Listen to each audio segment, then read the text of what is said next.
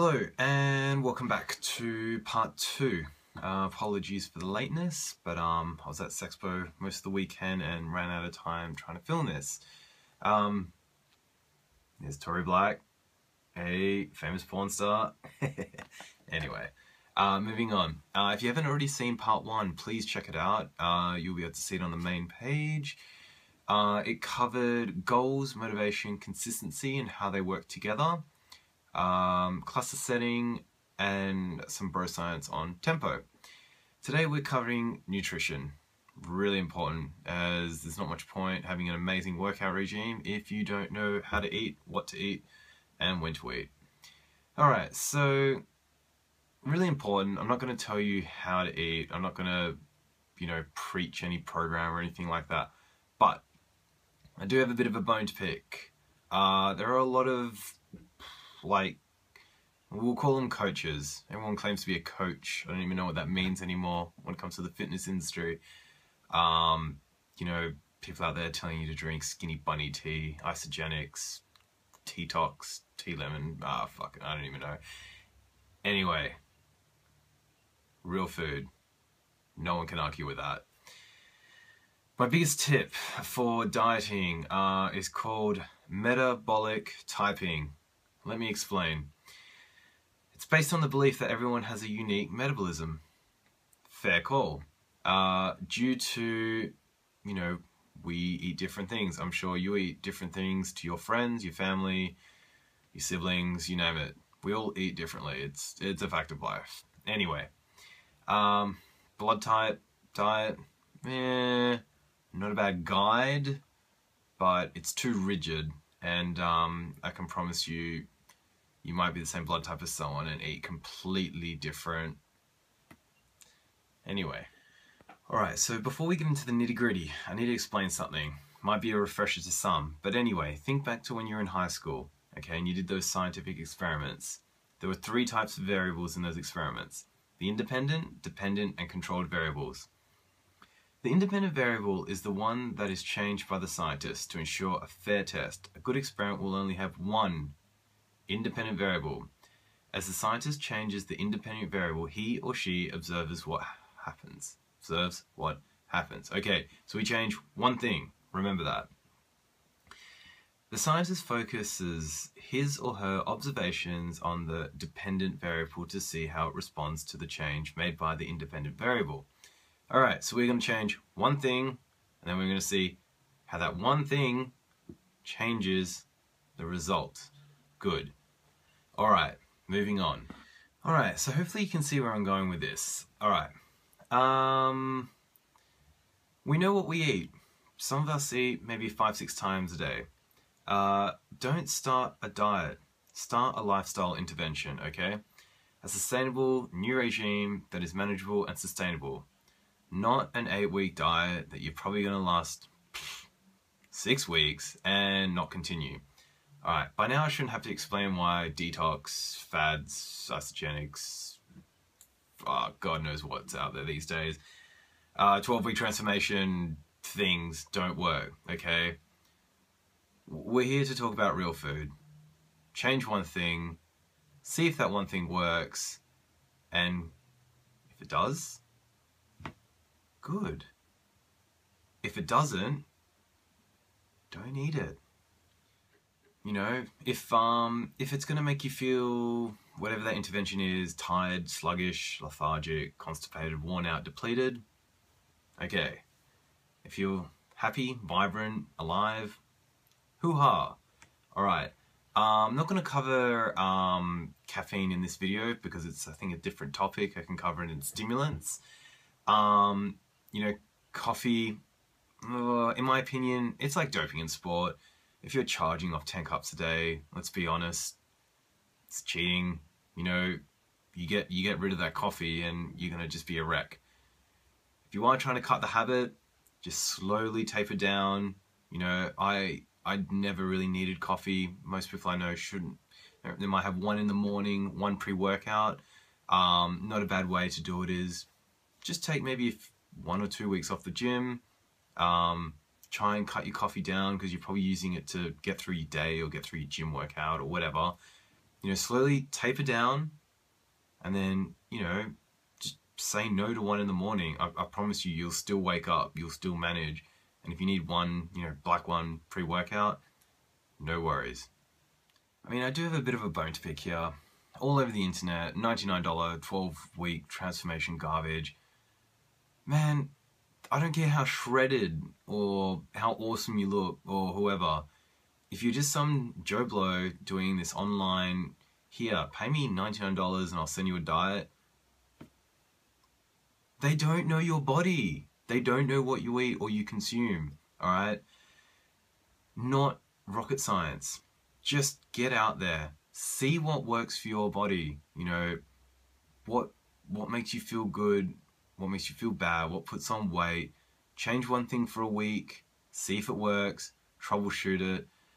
It's probably taken me close to good 3, 4, 5 years to really nail it to where I can manage during the week 6 days eating really well. One day I just eat really flexible. But at the end of the day, it's a lifestyle intervention. It's going to help you for the rest of your life. Just take some time, sort it out. Like, you may as well do it now than never. Anyway, all right. So I don't want you guys to get too lost in like calorie counting unless you're competing or you know, there's something you're working towards. But just go by portion. It's, you know, there's a bit of a secret beauty out of eating out of one of these. You know, you can split that into, that portion can be your protein.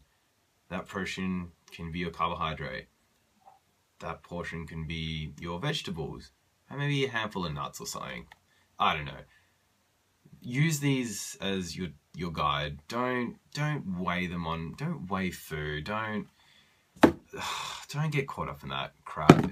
It's so silly. I mean, if you really want to, be my guest. But most of us normal people, we don't weigh our food. That's just, it's outrageous. Anyway. All right. So back to our container. You know, break up your foods in this container or whatever you eat out of into your proteins, fats, and carbs. All right, I'm not going to list every fat, protein, and carb out there, but, you know, for your proteins, have, you know, chicken, beef, turkey, lamb, pork, man, whatever you eat, whatever works for you. Section for that. Carbs, rice, you know, there's heaps of different, basmati and brown are probably your better choices, but some people don't like brown rice. I hate it. It's too grainy and very unlikely getting me eating that 4 times a day. Breads, pastas, you know, some people can get away with it. You know, good on them, but it's not going to work for everyone. Bread personally slows me down quite a bit. Sorry, I should have said maybe vegetables instead of fats because you probably don't want a big portion of fat. You know, most people generally function better on low fats. Some don't. I'm not saying fats are bad, but make this like your vegetables, your greens. I personally just use frozen vegetables, just really easy.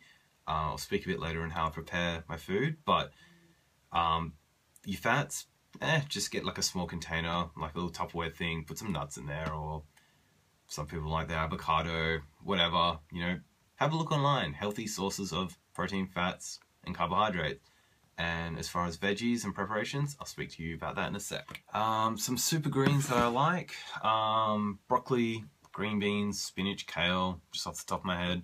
Pretty much anything green. Just be wary, some veggies do have more sugars than others. I think carrot and peas off the top of my head. But just look on the back of the packaging, it'll let you know. Most veggies are pretty low relative to other food in terms of calorie density. How much protein? Okay, easy rule of thumb.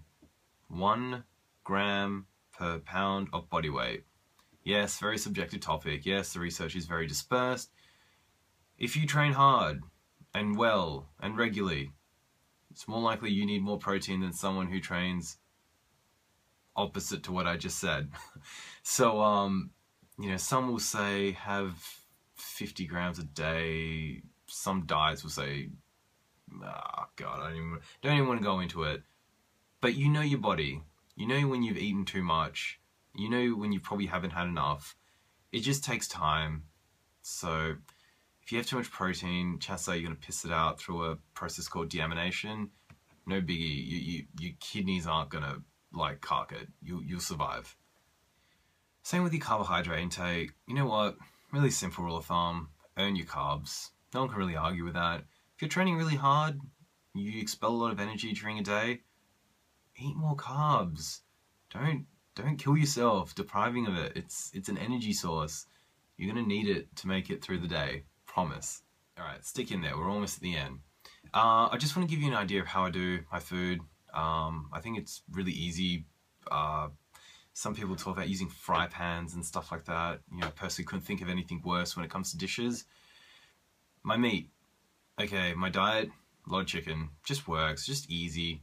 I get a big Ziploc bag, really strong one. I chuck about 1.4 to 5 kilos in there of chicken. Bit of soy sauce, bit of spicy marinade. Probably some garlic, onion, herbs. Just experiment with spices. There are so many spices out there. And I'll put that in, zip it up, make sure the air's all out. In the fridge, leave that for a night, that'll marinate. And then in the oven, preheat 220, in 30 minutes, flip, 20 minutes, done. You're done within 50 minutes, you probably cut it up in 10, and that's your meat done. So do that every 2 days. Potato, I just boil it. Some people oven it. You can oven it, make them crispy. It's not a bad idea. But I just find it easy. I can boil it and then I just steam my vegetables on top. With the veggies, I put it into a strainer, pour some boiling water, pour it on top of my boiling potatoes, and that will steam in like 5 minutes, potato in about 15. So everything can crank at the same time in the morning when I do my meal prep every 2 days. Just easy to do in the morning, prefer to eat fresh. Not personally a fan of freezing. If you freeze, be my guest, don't really care. I just think it tastes funny when you defrost it and all that jazz. My diet throughout the week is, you know, in an average day, it's about 750 grams of chicken, 500 to 600 grams of sweet potato, about 500 grams of veggies, some nuts, some Chobani yogurt. That's over 4 meals, so you can do the maths. It's a slightly bigger meal throughout, slightly smaller meal throughout the day, slightly larger one post-workout. If I'm feeling a bit peckish, just a bit of yogurt, a few nuts, maybe a banana. Yeah, you just mix around with the herbs, you know, put some mixed herbs in your potatoes, pepper, whatever. Some peri-peri Nando's, some teriyaki soy sauce. Just look on the back. If it's like 50% sugar, maybe not the best option. If it's really high fat, maybe not the best option. But you know, your peri-peris are pretty safe, your soys are pretty safe, but when it's like your sweet chili, sweet barbecue, and those sort of things, high sugar. Look on the macros, work it out, compare it to the other products, maybe learn something. Healthy eating is like beat matching, alright? Depending on your goals, alright? If you want to put on weight and you're not putting on weight, you eat more. It's really simple, you know, just generally up your carb intake. If your goals are to lose weight and you can't lose weight, then think about the calories you're eating. Maybe slightly less carbs or fats and up the vegetables. Calorie in, calorie out. Not rocket science. It's really easy stuff. Really simple. Cravings? Man, if you really crave Nutella, just have a teaspoon once a day. It's not going to kill you. Easy. You know, whether it's honey, whipped cream, Milo, whatever. Like, you know, a teaspoon of Nutella is probably 50 calories, have it a guess, you know. Bit of honey, it's probably like a tablespoon of honey, it's probably even less than that because it's, you know, not a nut-based dessert. I'm talking about this concept of like beat matching your diet. I know for a fact, you know, every Thursday, okay, Monday, Tuesday, Wednesday, I've just gone back, chest, legs. Thursday, the afterburn, my body is just like wrecked. I am so hungry. What do? Okay, I up my carbs. Well, that sweet potato turns into basmati rice. I prefer rice, but you know what? Rice is higher calories. I function pretty fine on potato for the first half of the week, and it works for me. And lastly, to conclude this video, cheat day or cheat meal, alright? If you've had integrity to eating well throughout the week, you're entitled to this. It's not the end of the world, and for a lot of people, it's going to be very beneficial. A, hit the cravings. B, spike metabolism for the day. Ideally, high carb, low fat day.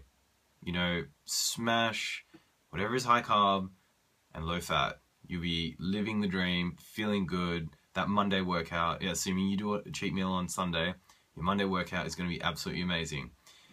Taper around your goals, okay? That's sort of based more on someone who's trying to keep super lean.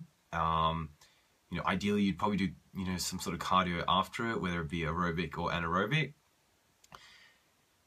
You know, if your goal is to have a work, gym, life balance, man, spend it with your friends, eat whatever. You know, if that means a day of binging, so be it. Like, if you don't have to get on stage on that weekend, who cares? I can promise you this. If you smash Ben & Jerry's, pizzas, burgers, all day, you'll feel like shit, okay? You will probably be in a food coma. Not ideal, okay? But if you don't have to look shredded all the time, who cares, all right? You're probably going to hold a little bit of water for the next couple of days. If you train properly, you know, you can just do a bit of extra cardio on Monday. No biggie. But, you know, some people like to have a big cheat day, really deplete Monday morning, and then try and start the week normal. I find, for me, you know, normal breakfast, meal 2 and 3, eat something nice, eat something I enjoy, have a few Twix bars in there, and maybe some Nutella and toast. But I think after a while, it's like training a muscle. You just train your body to sort of eat well and just eat for your needs, not for your pleasures. Alright, thanks for watching. I'll be doing a video on Tuesday focusing on workout structures. I'll probably cover a chest workout because we love chest.